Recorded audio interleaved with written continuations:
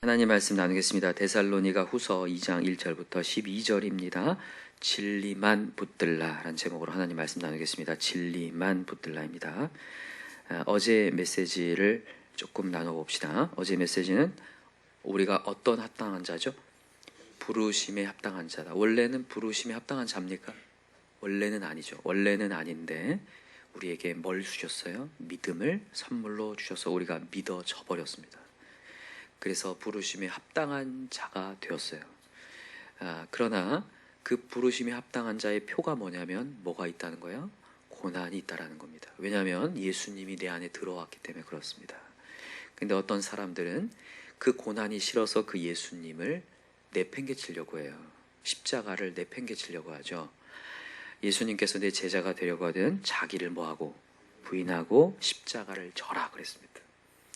예수를 머금고 십자가를 지라 했는데 그 고난과 핍박과 나를 힘들게 하는 여러 상황들이 싫어서 그거를 버려버리려고 해요.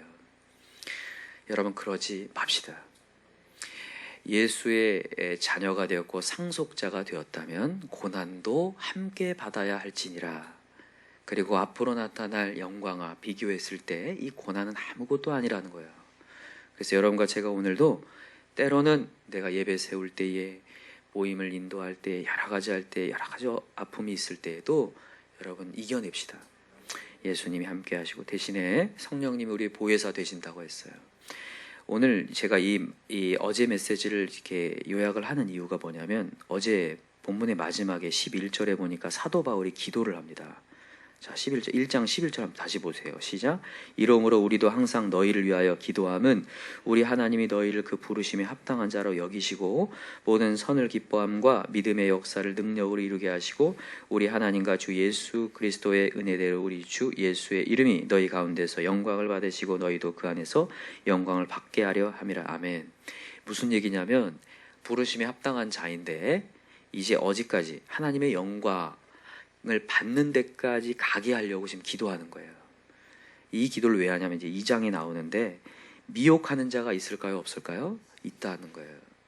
하나님의 자리에 와 있지만 미혹하는 자가 미혹을 한다는 거예요. 이때 무슨 미혹이 있었냐면 이제 데살로니가 전서를 끝내고 지금 후서를 지금 와 있는데 전서에서 그 첫 번째 편지에서 주님의 강림의 날에 대한 마지막 때에 대한 얘기를 계속 했거든요. 근데 그것을 잘못 알아듣고 거짓 선지자들과 거짓 종들이 그걸 이용해서 지금 이미 주님이 왔다, 재림 예수가 왔다라고 하는 사람들이 있었어요. 그래서 데살로니가 교회를 막 흔들었단 말이에요. 예수님이 이미 왔다. 지금도 그렇습니다. 지금도 이단들 가운데서는 내가 하나님이다, 내가 왔다라고 얘기해요. 안상홍, 장길자, 이만희 이런 사람들 다 그렇잖아요. 그죠? 이미 왔다라고 하면서 흔드는 자들이 있었다는 거예요. 자, 읽어봅시다. 2절 시작. 영으로나 또는 말로나 또는 우리에게서 받았다 하는 편지로나 주의 날이 이르렀다고 해서 쉽게 마음이 흔들리거나 두려워하거나 하지 말아야 한다는 것이라. 그래서 데살로니 후서의 메시지를 급하게 쓴 거예요. 사도 바울이. 그런 이상한 사람들이 있다, 그런 미혹하는 자가 있다라는 거예요. 여러분, 그러면서 이제 뒤에 무슨 얘기를 하냐면 진짜 마지막 때가 되면 징조가 반드시 있다라는 거예요. 징조. 오늘 그 얘기를 좀 해볼까 합니다. 재림 예수가 오기 전에 있어야 할 징조가 4가지가 있거든요. 한번 적어보세요. 첫 번째가 뭐냐면 이방인들의 부르심이 있습니다. 그냥 부르심이 아니라 모든 민족과 나라에 복음이 전파돼야 돼요. 세상 끝까지 복음이 전파돼야 그제야 뭐가 오리라?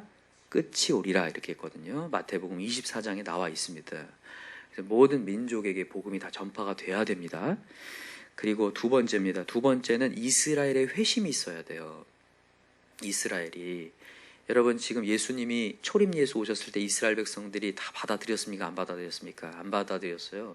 지금도 유대인들은 메시아를 기다리고 있습니다. 아직도 구원자가 오실 거라는 기다림이 있어요. 잘못된 기다림이죠. 이미 오셨는데 잘못된 기다림을 갖고 있어요.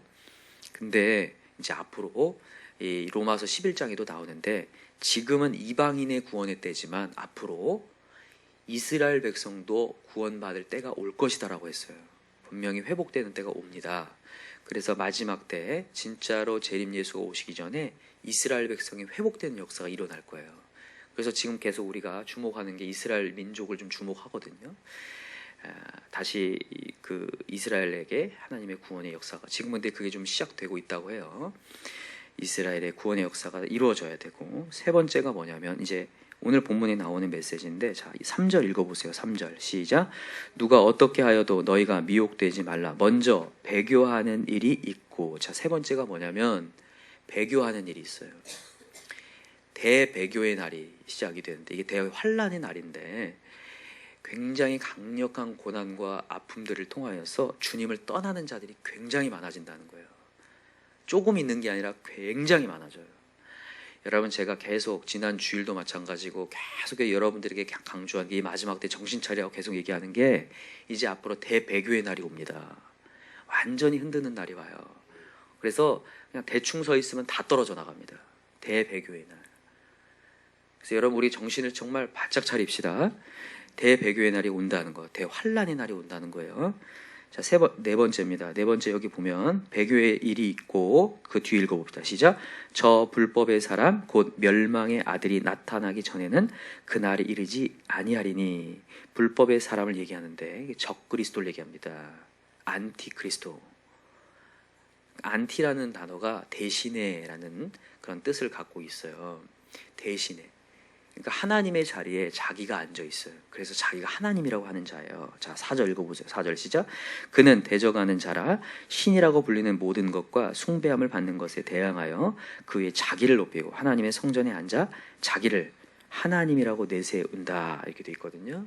그래서 적그리스도가 출현을 합니다. 그래서 내가 그리스도다. 그래서 자기를 믿으라고 하면서 온다는 거예요. 이게 이제 요한계시록 13장에 보면 두 짐승으로 나타납니다. 두 짐승이 올라오는데, 한 짐승은 정치적 권력을 갖고 있는 짐승이고, 또 한 짐승은 종교적인 권세를 갖고 있는 그런 이제 적그리스도예요. 이 두 짐승이 나타나서 많은 사람들을 미혹할 것이다. 이렇게 되어 있어요. 그래서 이 네 가지가 정확하게 징조가 보여질 때에, 하나라도 이게 빠뜨리지 않고 정확한 징조가 보여질 때에, 그때 이제 재림 예수가 올 때라는 거예요. 근데 점점점 그게 이제 점점점 이 징조가 다가오고 있는 게 보여요. 그래서 여러분, 우리가 정신을 바짝 차리고 하나님께 붙어 있어야 돼요. 붙어 있읍시다. 오늘 이제 이 얘기를 하는데, 중요한 건 뭐냐면 이 불법에 대한 얘기를 쭉 하면서 불법에 넘어가는 사람들에 대한 얘기를 합니다. 자, 보세요.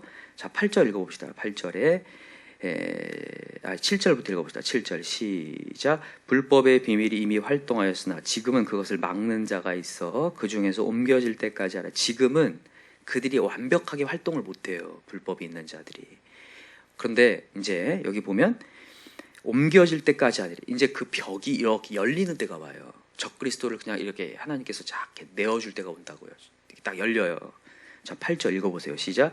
그때 불법한 자가 나리니, 불법한 자가 잠깐 나타나서 확 배교하게 만들고 확 끌어가는 날이 온다는 거예요.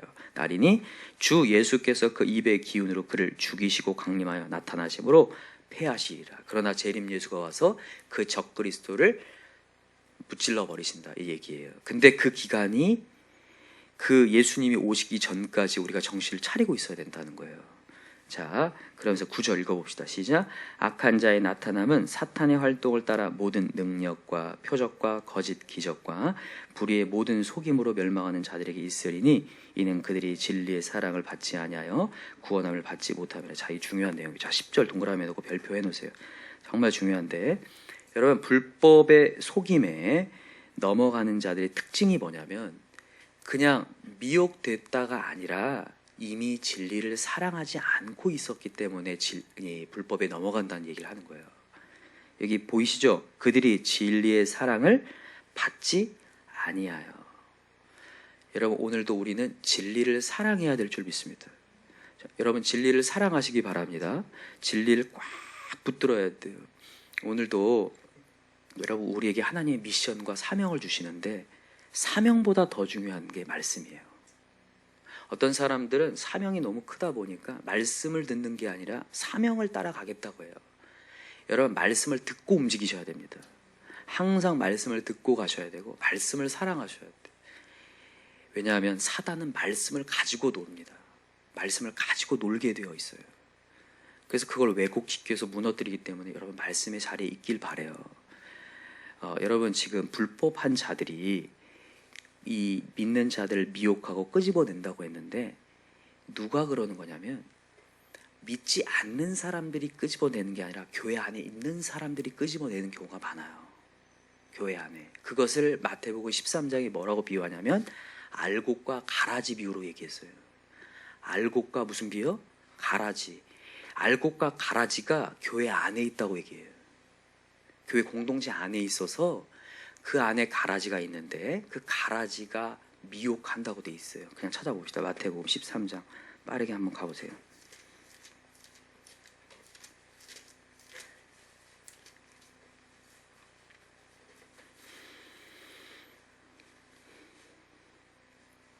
자, 마태복음 13장 자 37절부터 한번 읽어봅시다. 마태복음 13장 37절 36절부터 읽읍시다. 36절 시작. 이에 예수께서 무리를 떠나서 집에 들어가시니 제자들이 나와 이르되 밭에 가라지의 비유를 우리에게 설명하여 주소서. 대답하여 이르시되 좋은 씨를 뿌리는 이는 인자요 밭은 세상이요 좋은 씨는 천국의 아들들이요 가라지는 악한 자의 아들들이라. 가라지를 뿌린 원수는 마귀요 추수 때는 세상 끝이요 추수는 천사들이니 그런즉 가라지를 거두어 불에 사르는 것 같이 세상 끝에도 그러하리라.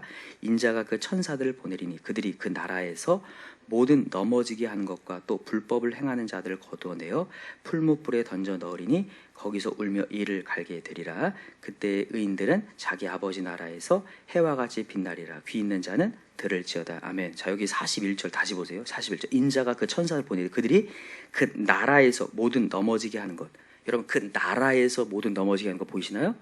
그 나라에서. 그러니까 우리가 같이 살고 있는 이 나라에서 같이 활동하고 있는 이 공간에서 모든 넘어지게 하는 것. 이게 이제 가라지 비유를 여기는 설명하고 있지만 앞에 가라지에 대한 비유를 얘기했어요. 24절부터 보면 가라지에 대한 비유가 쭉 나오거든요. 지금 뽑을까요? 하니까 뽑지 말라고 얘기하셔요. 알곡 다칠까 봐 뽑지 말라고 하시거든요. 지금 여기 같은 공간에 있지만 하나님이 지금은 안 가려내십니다. 놔둬요. 나중에 가라지를 뽑아서 이제는 불에 살려버릴 거거든요. 그 전까지 우리가 정신을 차려야 돼요. 제가 어제도 어떤 한 목사님과 대화를 하다 보니까 이래요. 교회에 어떤 굉장히 괜찮은 중직이 교회를 떠났다는 거예요. 이유가 뭐냐면 교회를 다니다가 떠난 사람이 그 사람을 계속 얘기해서 그 교회에 대한 이미지와 여러 가지 얘기해서 결국에는 그 사람을 따라 나갔다는 거예요. 근데 문제는 뭔지 아세요? 시간이 지나고 나중에 알아봤더니 결국에는 교회를 안 다니고 있더라는 거예요. 그 교회가 별로다 해서 나오게 만들었는데 결국에는 하나님을 떠나버리게 만든다는 거예요. 제가 그거 보면서 정말 느껴요. 여러분 오늘도 여기서 주의 종의 메시지가 전달되고 하나님의 복음이 전달되는데 여러분들 세상에 나가서 믿는다고 하면서 제대로 신앙이 없는데 믿는다고 하면서 여러분들을 그건 어쩌다 저쩌다 이렇게 평가할 수 있어요. 여러분 거기에 넘어가지 않길 바라요. 정말입니다. 지금 배교의 때가 왔는데 그런 것으로 말미암아 우리의 마음을 약하게 만드는데 그게 누가 하는 거냐면 배후에 사단이 있습니다. 그래서 잘 가고 있는데 신앙에 따라서 하나님을 믿고 잘 가고 있는데 그런 얘기를 들어서 반신반의하게 만드는 거예요. 여러분 야고보서 1장에 얘기했습니다. 의심하는 자는 무엇을 얻기를 생각지 아예 말라고 얘기했어요. 바람에 밀려 요동하는 사람 같다고 했거든요. 근데 여러분도 분명히 한 번씩은 경험할 거예요. 나가서 믿는다고 하면서 여러 판단을 내리면서 내 마음을 연약하게 만들고 의심하게 만드는 여러 상황들. 이때 여러분 다시 한번 우리 진리만 붙듭시다. 뭐 이렇게 평가. 근데 잘 우리가 정신 차리고 들어보면 별 내용도 아니에요. 우리가 하는 모든 활동들이 다 예수에 대한 믿음을 갖기 위한 거고 신앙에 대한 것들을 지키기 위해서 하는 것들인데 괜히 그런 것들에 대한 꼬투리를 잡아서 뭐 신학적으로 어떻다 저쩌다 괜히 뭔가 굉장히 학적으로 굉장히 전문가처럼 얘기하지만 전혀 아닐 수 있어요. 그래서 정신을 정말 바짝 차리고 예수 복음 앞에 있어야 되고 여러분들이 어떤 얘기를 딱 들었을 때 벌써 내 신앙에 뭔가 타격이 있거나 믿음이 뭔가 흔들리게 만든다. 잘못 가고 있는 거예요. 그 얘기는 들으시면 안 됩니다. 그리고 절대적으로 하나님의 복음의 메시지 앞에 내가 하나님께 가까이 가고 있는지를 항상 돌아보세요. 아시겠죠? 그냥 어떤 화려한 지식과 화려한 어떤 언변을 통하여서 그 메시지를 듣고 넘어가지 마시고, 아, 내가 이 메시지를 듣고 하나님께 가까이 가고 있는가를 돌아보셔서 그 메시지를 따라가시면 좋겠어요. 여러분, 지금은 정말 마지막 때입니다. 그래서 여러분, 오늘도 정말 우리 정신을 차립시다. 제가 어제 그 목사님하고도 대화하면서도 그 목사님도 너무나 많이 그걸 공감하더라고요. 정말 마지막 때여서 어떻게 해서라도 믿는 자를 움켜서 진짜 떠나게 만들어서, 이 마지막 때에 떠나게 만들어서 배교하게 만들까를 계속 궁리하고 있는데, 여러분, 우리가 정신을 차려야 될 줄 믿습니다. 여기 11절 12절 읽고 마칩시다. 시작. 이러므로 하나님이 미혹의 역사를 그들에게 보내사 거짓 것을 믿게 하시면 진리를 믿지 않고 불의를 좋아하는 모든 자들로 하여금 심판을 받게 하려 하심이라. 하나님이 허락하셨다는 거예요. 뭘 가려내기 위해서? 알곡과 가라지를 가려내기 위해서 그냥 미혹의 역사를 그들에게 보냈다는 거예요. 보냈다는 게 하나님이 직접 보냈다는 게 아니라 허락하셨다는 거거든요. 허락하셨을 때에 이제 갈라질 거예요. 진리를 진짜 붙들고 있는 자와 그렇지 않은 자. 여러분, 오늘도 이 새벽에 우리 진리만을 붙듭시다. 오늘도 여러분, 말씀 말고 다른 거 하러 교회 오시면 절대 안 됩니다. 사람 보러 오지 마시고 예수 복음 보러 오시기 바랍니다. 우리 인간 다 사라지고 오늘도 예수의 영만 오늘도 살아있는 그런 예배와 기도가 되셨으면 좋겠습니다.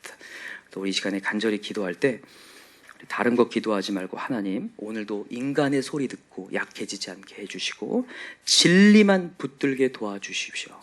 오늘도 예수께 더 가까이 가게 도와주시고 내 마음에 말씀을 통해서 믿음이 더 커지는 시간이 되게 해달라고 이 시간 간절하게 기도했으면 좋겠고, 우리 주변의 영혼들, 연약한 영혼들, 지금 생각나신 영혼들 있다면 간당간당하는 사람들, 이 마지막 때는 다 떨어진다고 했어요. 더 진리 안으로 들어오는 역사가 일어나게 해달라고 기도합시다. 더 하나님의 말씀을 사랑하는 자가 되게 해달라고 기도합시다.